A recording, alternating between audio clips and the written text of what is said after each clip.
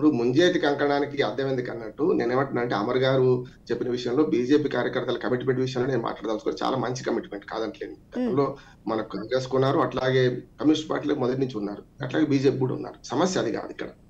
మనకు కనపడుతుంది మనకు అంశం ఏంటంటే ఈడీ దాడులు ఎందుకు జరుగుతున్నాయి, ఎవరి మీద జరుగుతున్నాయి అనే సమస్య కదా. నేనేమంటున్నాను, గతంలో సీఎం రమేష్, సుజనా చౌదరి వాళ్ళు తెలుగుదేశం పార్టీలో ఉన్నప్పుడు ఏమైంది, మళ్ళీ బీజేపీ పోయిన తర్వాత కేసులు ఏమైనాయి అని ప్రశ్న అప్పటి నుంచి వస్తుంది కదా. ఇవాళ కూడా వివేక్ గారు బీజేపీలో ఉంటే వివేక్ గారి మీద దాడులు జరిగేవా? నేను పార్టీతో సంబంధం లేదు నాకు. ఇవాళ పొంగులేటి శ్రీనివాసరెడ్డి కనుక ఇందులో చేరితే బీజేపీలో చేరుంటే దాడులు జరిగేవా అనే సమస్య కదా నేను అంటున్నాను.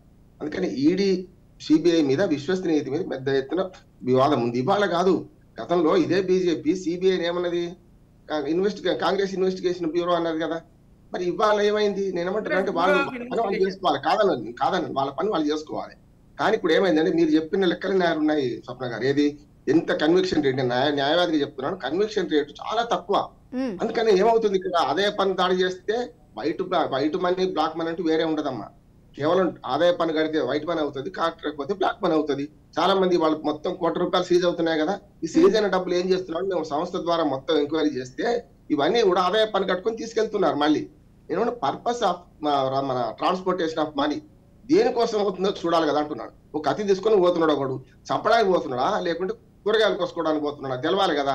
ఈ డబ్బులను తీసుకెళ్లి ఎలక్షన్ లో పంచడానికి తీసుకెళ్తుంటే వాటిని పట్టుకొని ఆదాయ పన్ను కట్టించుకొని ఆదాయ పన్ను శాఖ విడిచిపెట్టి ఇటు సిబిఐ కానీ ఇవన్నీ కక్షాదింపు చర్యలతో ప్రతిపక్షాల మీద దాడులు చేస్తుంటే నిజంగా ఇవాళ ఈ మనుషుల మీద ఎందుకు జరుగుతుంది? వివేక్ గారు నిన్నటి దాకా పవిత్రుడా, ఇవాళ అపవిత్రుడు ఎట్లయిందని నేను అంటున్నాను కదా. ఎందుకంటే కాంగ్రెస్ పార్టీలో చేరంగానే అపవిత్రుడు ఎట్లయిండు, డబ్బులన్నీ ఎక్కడి నుంచి వచ్చినాయి అంటున్నారు. పొంగులేటి శ్రీనివాసరెడ్డి అంటే ఈ మనుషులు కనపడుతున్నారు కదా. అక్కడ ఇద్దరిని చెప్పాను, తెలుగుదేశం పార్టీ నుంచి బీజేపీ మారంగానే సీఎం రమేష్, మన సుజనా చౌదరి పవిత్రులు అయిపోయినరు. ఇక్కడ కూడా అదే అంటున్నాను నేను. సమస్య ఏంటంటే స్థానిక కార్యకర్తల గురించి అమర్ గారి వాటి గురించి నేను మాట్లాడుతున్నాను. జరుగుతున్నది ముంజేతి కంకణం కనపడుతుంది మనకు. అర్థం ఎందుకు అంటున్నాను, అది కాంగ్రెస్ కావచ్చు, రేపు బీజేపీ కావచ్చు అంటున్నాను. రేపు కాంగ్రెస్ చేసినా ఇదే మాట్లాడతాను నేను. అందుకని నేనేమంటున్నానంటే ఇవాళ ఈడీ సిబిఐ దాడులు అనేది కక్షపూరితంగా ప్రతిపక్షాల మీద దాడి చేస్తున్నాయని స్పష్టంగా కనపడుతుంది ఒకటి.